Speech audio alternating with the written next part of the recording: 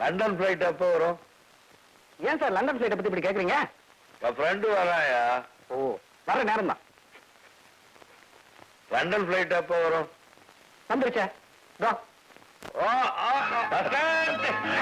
Maria Raja, after a long time. குடிச்சிருக்கேன். எத்தனை நாள் இந்த பழக்கம்? அது நீ வர வர அந்த சந்தோஷத்துல கொஞ்சம் உண்மை சொல்லு, என்ன இதெல்லாம்? அது வீட்டுக்கு போய் பேசிக்கலாம். வா ஓ வா வா.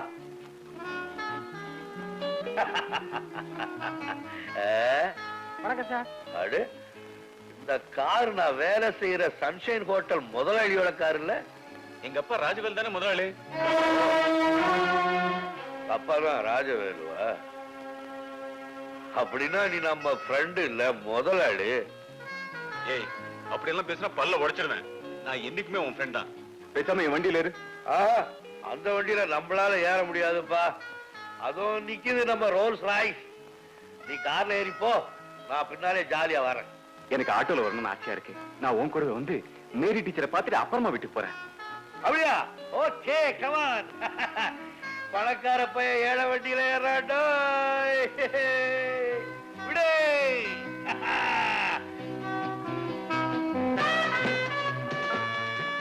அசன், ஹோட்டலை எப்படி மாற்றி அமைக்கணும் நீ நினைக்கிறியோ உன் டேஸ்ட் படியே செய். முழுக்க முழுக்க வெஸ்டர்ன் ஸ்டைலே இருக்கட்டும். ஆமா வசந்த், செலவு பத்தி கவலைப்படாத. இவங்க பட்ஜெட் அது இதுன்னு சொல்லுவாங்க. டோன்ட் கேர், உன் இஷ்டப்படி செய். Thank you, Mr. Prem. Carry on, my son, carry on. Thank you, Dad.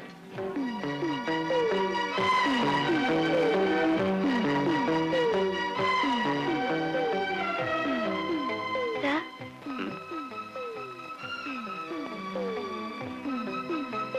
I'm Geeta. Oh, I'm sorry. I'm really sorry. உட்காருங்க. Thanks. Well, I'm Vasant. வணக்கம். Oh, வணக்கம். என்கிட்ட இது ப்ரோக்ராம் விஷயமா பேசணும்னு சொன்னீங்களா? Yes, உங்ககிட்ட என்னென்னமோ பேசணும்னு நினைச்சேன். ஆனா உங்களை பார்த்த உடனே எல்லாமே மறந்து போச்சு. பரவாயில்ல சார், நான் வெயிட் பண்றேன். கீதா, உங்க அப்பா அம்மா எல்லாம் இங்கதான் இருக்காங்களா? மன்னிச்சுக்கங்க சார், ப்ரோக்ராம் விஷயமா பேசுறதுக்கு தான் கூப்பிட்டீங்கன்னு நினைக்கிறேன். எஸ் எஸ், ப்ரோக்ராம்ஸ்ல சில சேஞ்சஸ் பண்ணலாம்னு நினைக்கிறேன். அதுக்காக தான் உங்களை கூப்பிட்டேன்.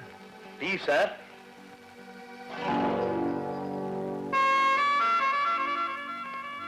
நான் இந்த ஹோட்டல் முதலாளி. நான் டீ ஆர்டர் பண்ணி எவ்வளவு நேரம் ஆச்சு? எனக்கே இவ்வளவு லேட்டா கொண்டு வரல. சாரி சார், கிச்சன்ல கொஞ்சம் லேட் பண்ணிட்டாங்க. உன்னை கேட்டா கிச்சன்ல சொல்லுவேன், கிச்சன்ல கேட்டா ஸ்டோர்ல சக்கரை தரலன்னு சொல்லுவான். இத முதலாளிங்க கேட்ட மட்டும் எல்லாரும் ஒண்ணா சேர்ந்து உடனே கொடியை தூக்கிடுவீங்களே. பாஸ் ரொம்ப கோவமா இருக்கீங்க போல இருக்கு. கோவமா? உன்னை டிஸ்மிஸ் பண்ணி வெளியே அனுப்பிச்சிடுறேன், தெரியுமா? சார், இனிமே கரெக்டா நடந்துக்குவாரு. பாவம், இந்த தடவை விட்டுடுங்க ப்ளீஸ். ஓகே ஓகே, நீங்க சொல்றதுனால விட்டுடுறேன். இல்லாட்டி போனா கிழிச்சிடுவேன். படாங் சூப் அடியா. டீ ஆறிட போது, சீக்கிரம் குடி. குடிக்கிறேன்ப்பா, குடிக்கிறேன். இல்லைன்னா உதப்பேன். வம்பு எதுக்கு? நானும் ராஜாவும் சின்ன வயசுல ஒண்ணா படிச்சவங்க. அவன் எனக்கு ரொம்ப பெட். எப்பவும் இப்படிதான் பேசுவான். நீங்களும் குடிக்க, இல்லாட்டி எல்லாத்தையும் அவனே கொட்டிக்குவா. டீ சாப்பிட்டோன்னு கூப்பிடு வரேன்.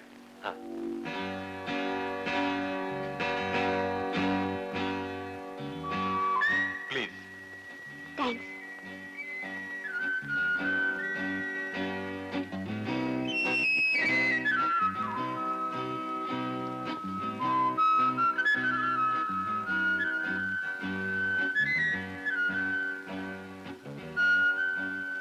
Sir,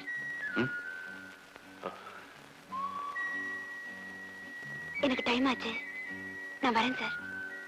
okay.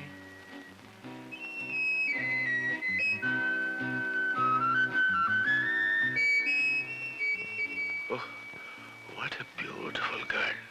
ராஜா, இதுவரைக்கும் நான் ஆசைப்பட்டது எல்லாமே எனக்கு கிடைச்சிருக்கு.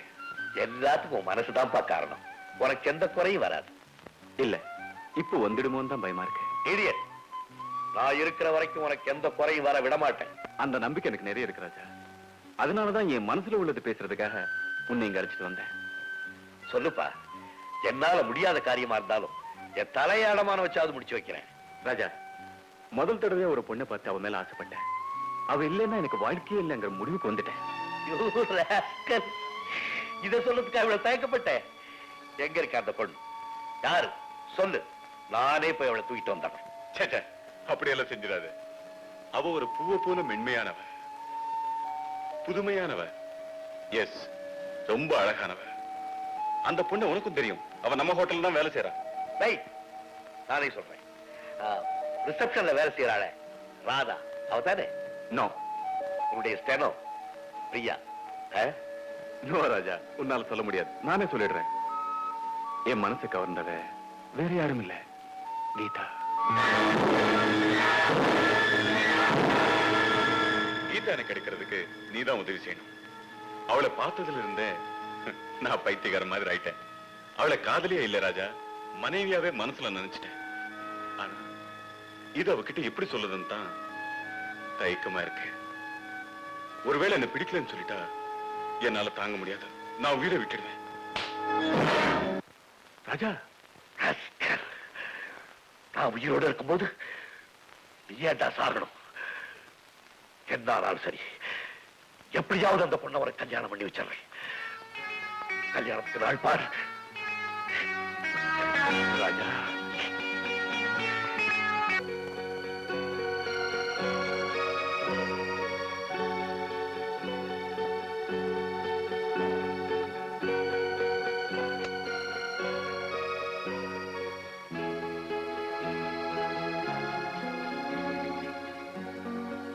என்ன ராஜா, ஏன் இருட்டுல உட்கார்ந்திருக்கீங்க? இருட்டு தான் மனசுக்குள்ளே இருக்க கீதா. வெளியில இருக்கிற இருட்டை பத்தி எனக்கு கவலை இல்லை. என்ன ராஜா, ஏன் அப்படி பேசுறீங்க? என் மனசுல இருந்த அமைதி என்னை விட்டு போயிடுச்சு. அமைதி எடுக்கிற அளவுக்கு உங்களுக்கு என்னாச்சு ராஜா? யார் காரணம்? விதி கீதா, விதி. அது மனுஷங்க மாதிரியே என் முன்னால வந்து ஹலோ சொல்லிட்டு போறதை என் கண்ணால பாக்குறேன்.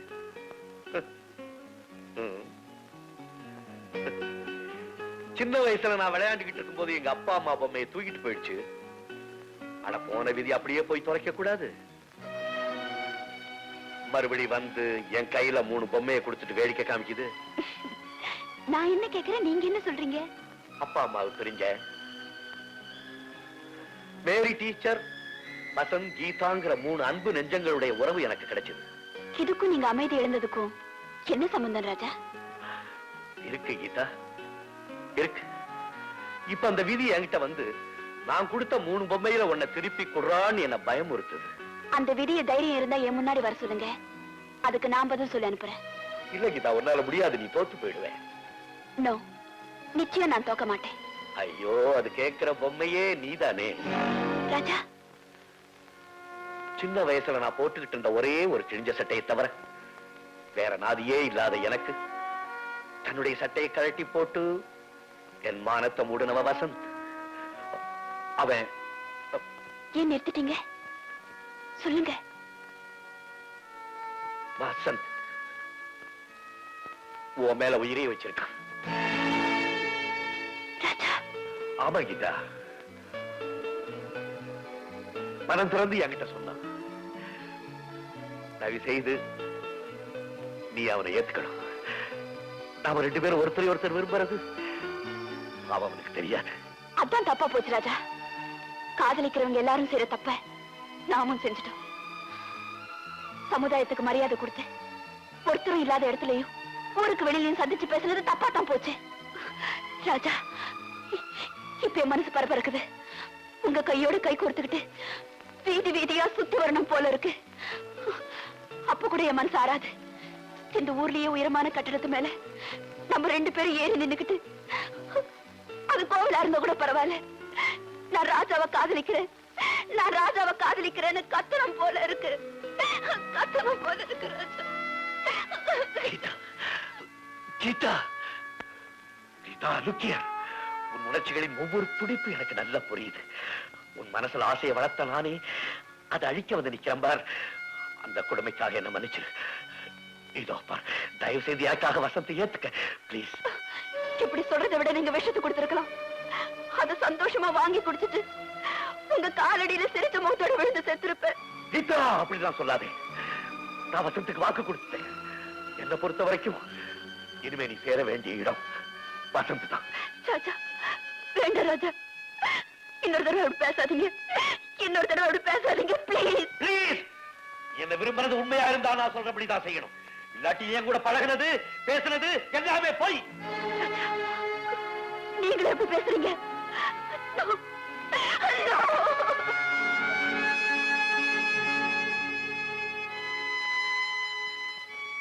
என்ன ராஜா இது? பாவம், அந்த பொண்ணு மனச இப்படி உடைச்சு நுறுக்கி அனுப்பிட்டியப்பா. இது உனக்கே நல்லா இருக்கா? டீச்சர், கீதாவை நான் மறக்கணும்னு நினைக்கிறதுக்கு வசந்த் மட்டும் காரணம் இல்லை, இன்னொரு காரணமும் இருக்கு. கீதா உத்தமமான பொண்ணு. ஆனா நான் ஒரு குற்றவாளியுடைய மகன். சாதாரண குற்றவாளி இல்ல, அகில உலக குற்றவாளி. Yes, I am the son of a Don.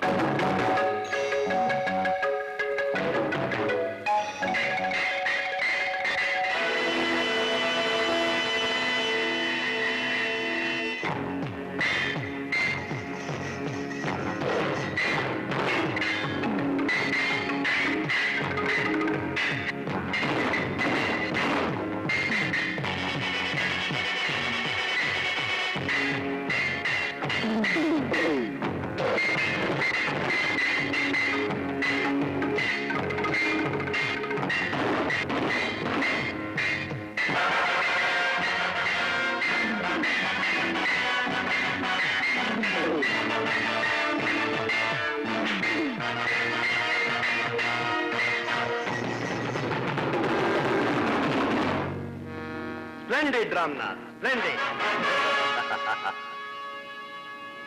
அவனை கொன்னுடு. நீ அவனை கொல்லலன்னா அவன் உன்னை கொன்னுடுவா. இல்ல டான், ஒரு உயிரை கொல்ல எனக்கு மனசு வராது.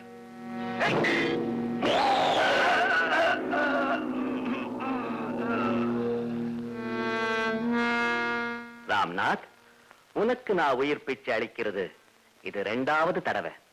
முதல் தடவை நான் உன்னை காப்பாத்தினத நீ மறந்திருக்க மாட்டேன்னு நினைக்கிறேன். அந்த அயோக்கியனுங்க உன்னை தூக்கிட்டு வந்து ரயில் தண்டவாளத்துல போட்டாங்க. உங்க ஊருக்கு ஒரு முக்கியமான வேலையா வந்து கொண்டிருந்தனா இந்த காட்சியை பார்த்தேன். ஆனா நான் வந்ததை அவங்க பார்க்கல. நீ ஒழிஞ்சிட்டேங்கிற சந்தோஷத்துல 2 பேரும் போயிட்டாங்க. அவங்க போனதுக்கு பிறகு நான் வந்து பார்த்தேன். உனக்கு கொஞ்சம் உயிர் இருந்தது. உன்னை காப்பாத்தி ஹாங்காங்குக்கு கூட்டிட்டு வந்துட்டேன். உன் உயிர் இருக்கிற வரை இந்த உதவியை நீ மறக்க மாட்டேன்னு நினைக்கிறேன்.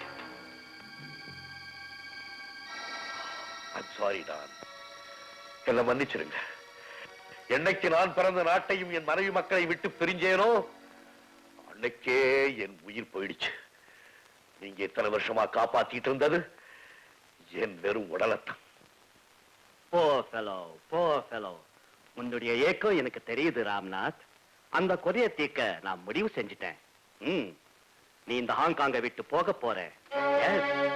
முன்ன நான் இந்தியாவுக்கு அனுப்ப போறேன். மை காட், இந்தியாவுக்கு நான் போறேனா? என் மனைவி மக்களை மறுபடி பார்க்க போறேனா?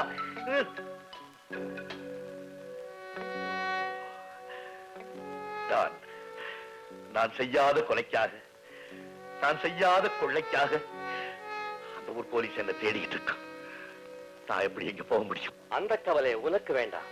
நீ ராம்நாத்தாக போகல, என் பேர்ல நீ டானாகத்தான் போக போற. என்னுடைய ஏஜென்ட்களுக்கு உன் போட்டோவை ஏற்கனவே நான் அனுப்பிச்சிட்டேன்.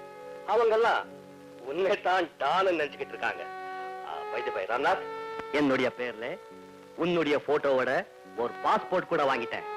என் மக டேனி உனக்காக ஒரு ஃளைட் டிக்கெட் வாங்கிட்டான். டேனி. Yes daddy. இந்த marvellous job. Don, you are really great. புகழ் வார்த்தைகள் எனக்கு போர் அடிக்க ஆரம்பிச்சிடுச்சு ராம்நாத். நான் உன்னை ஏன் இந்தியாவுக்கு அனுப்புறேன் தெரியுமா? தெரியாது. இந்த போட்டோல இருக்கிறவங்களை பாரு. இவன் ராஜவேல், இவனை எனக்கு நல்லா தெரியும். ஆனா இவனுடைய கூட்டாளி வேதகிரி. தர்மகர்த்தாவை கொன்னது இவன் தான். ஓ ஆமா, இவங்க ரெண்டு பேரும் உங்களுக்கு எப்படி தெரியும்? ஏன் எதுக்குன்னு கேட்காதே. இன்னைக்கு தமிழ்நாட்டுல மத்ராஸ்ல எனக்கு இருக்கிற 5 ஸ்டார் ஹோட்டல இவங்க 2 பேர் தான் பாத்துக்கிறாங்க. ஆனா இப்போ எனக்கு துரோகம் செய்யற அளவுக்கு வளர்ந்துட்டாங்க. அதை கண்டுபிடிக்கத்தான் நான் உன்னை அனுப்புறேன். துரோகம் செய்யறது உங்க உடன்பிறப்பாச்சே. நீ போய் பயணத்துக்கு ரெடி ஆகு. இவங்க கிட்ட எப்படி நடந்துக்கணுங்கிற விவரத்தை நான் அப்பப்போ உனக்கு தெரிவிக்கிறேன். தேங்க்யூ ராம்நாத். கடைசியா என்னுடைய எச்சரிக்கையும் சொல்லிடுறேன். இந்தியாவில நீ சந்திக்க போறது உன்னுடைய பகையாளியா இருந்தாலும் சரி, பாசமலர்களா இருந்தாலும் சரி, எந்த காரணத்தை கொண்டும் நீ யாருங்கிற விஷயத்தை யார் முன்னாலேயும் காட்டிக்கவே கூடாது. செத்தாலும் நீ டானாகத்தான் சாகணும். முயற்சி பண்றேன். இல்ல, இது நீ முடிவு பண்ணிட்டு போக வேண்டிய விஷயம். ராம்நாத், என்னுடைய எச்சரிக்கை மீறினால் உன்னுடைய உயிர் மட்டுமல்ல, உன் மனைவி மக்களோட உயிரும் பறிக்கப்படும். அண்டர்ஸ்டாண்ட்? I understand. நீ போகலாம். சில நேரங்கள்ல என்னால உங்களை புரிஞ்சுக்கவே முடியல டாடி. சில நேரங்கள்ல என்னாலே என்ன புரிஞ்சுக்க முடியாது டானி.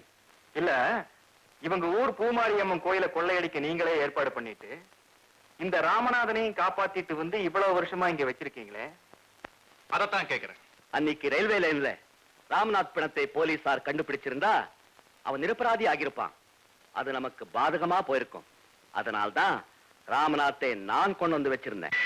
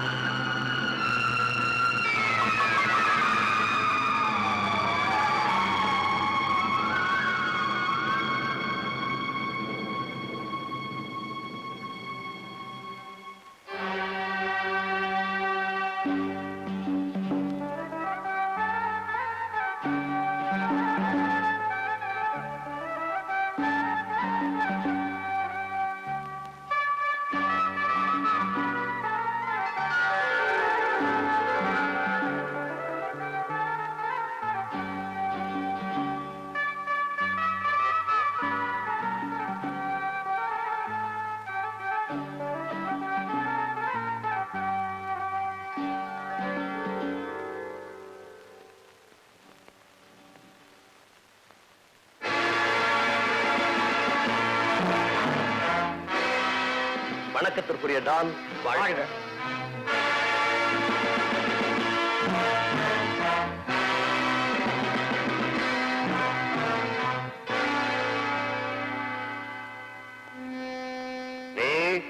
ராஜவேலு.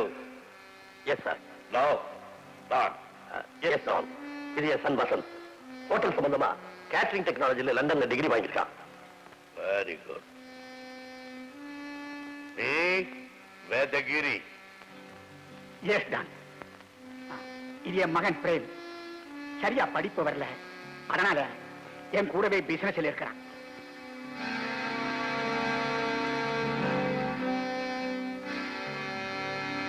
அவங்க போலாமே.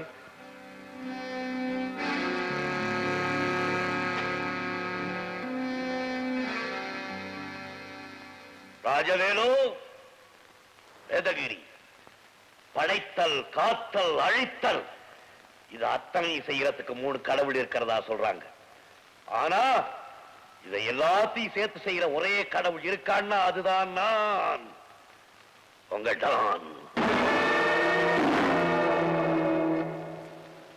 நீ ரூபாய்க்கு 3 போட்டோ எடுக்கிறவன் இல்ல? Yes don. நீ ரூபாய்க்கு 3 கொலை செய்யறவன் இல்ல? Yes Don. பெல்ஜியம் தேசத்து கண்ணாடி குவளையில் காபூல் நாட்டு திராட்சை ரசத்தை ஊத்தி பாரசீக ரோஜா இதழை போட்டு குடிப்பதிலே எனக்கு மிக மிக விருப்பம். அதை போல எனக்கு துரோகம் செய்யறவங்களுடைய ரத்தத்தை குடிக்கிறதுல மிக மிக விருப்பம்.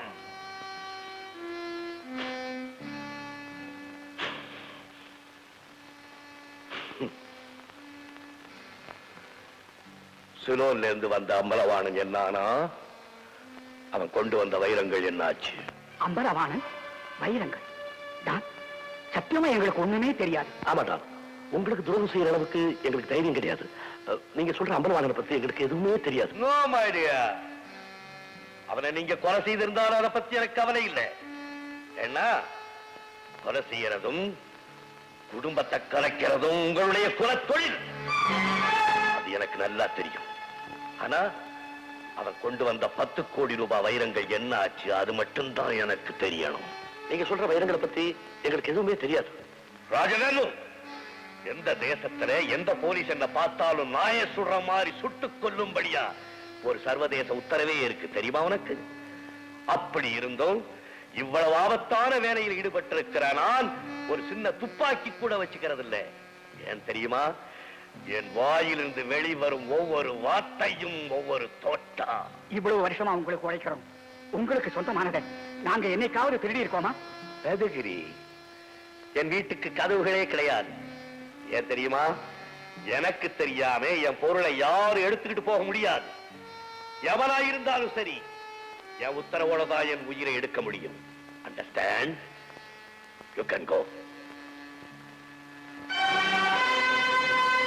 பட் ஒன் திங், வைரங்களை பத்தி தெரிஞ்சுக்காம நான் ஹாங்காங் போக மாட்டேன்.